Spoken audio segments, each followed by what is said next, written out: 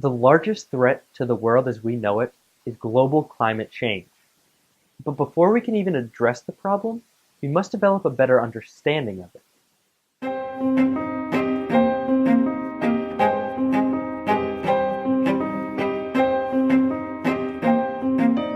Climate change, as we know it today, is change in our Earth's overall temperature with massive and permanent ramifications. The Earth's climate has changed throughout history. Just in the last 650,000 years, there have been 7 cycles of glacial advance and retreat. The abrupt end of the last ice age, about 7,000 years ago, marks the beginning of the modern climate era and of human civilization. At the current world population of 7 billion people, humans rely on fossil fuel-based products for 85% of our energy, producing 35 billion tons of carbon dioxide each year. Since the Industrial Revolution, the amount of carbon dioxide in the atmosphere has been increasing at an exponential rate due to the burning of fossil fuel.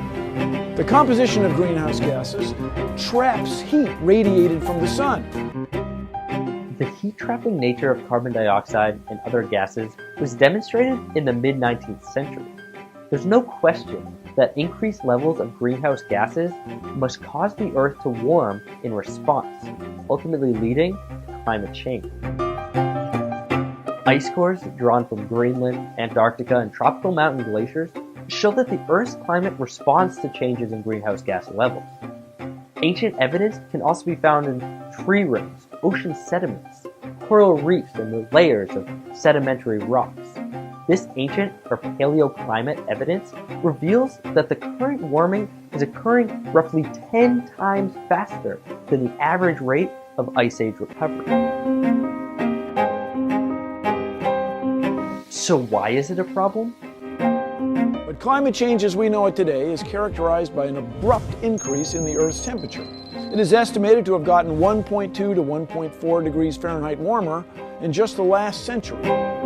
While this may not seem like a terribly big increase, it's proven to have had enormous effects on the agricultural and wildlife sectors, as well as weather patterns. Touching Central Florida, Daytona Beach battered at dawn. In St. Augustine, the storm surge, the water's rising, families stranded. With global populations increasing drastically and the food demand expected to double by 2050, agricultural industries have been forced to strategize new techniques to mitigate global warming-induced crop reduction.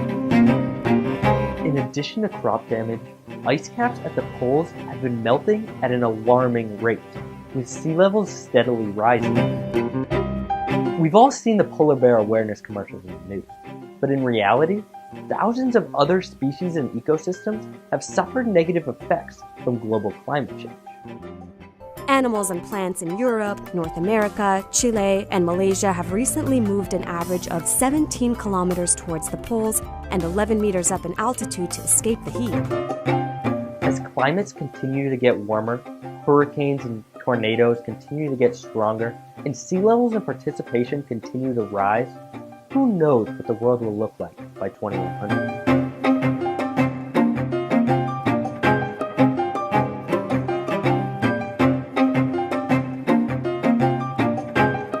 The science is undeniable. Yet with large corporate influence and political polarization, the US government has seen an influx in fact denial and a notable lack of action. Climate change is not science. It's religion. I don't think CO2 is a problem, and therefore I don't think it needs to be regulated. How do we explain the heat? One word: summer.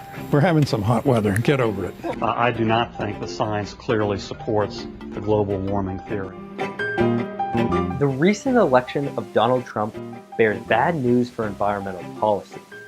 The president has continually denied even the existence of global climate change. I'm not a believer in global warming. I'm not a believer in man-made global warming. It could be warming and it's going to start to cool at some point. But perhaps there's hope. As renewable energy continues to become cheaper and more economically viable, the administration may be forced to rethink its conviction. With President Trump already expressing general support in expanding zero-emission nuclear energy, perhaps nuclear should be reviewed by environmentalists as potential political compromise in the name of swift climate action.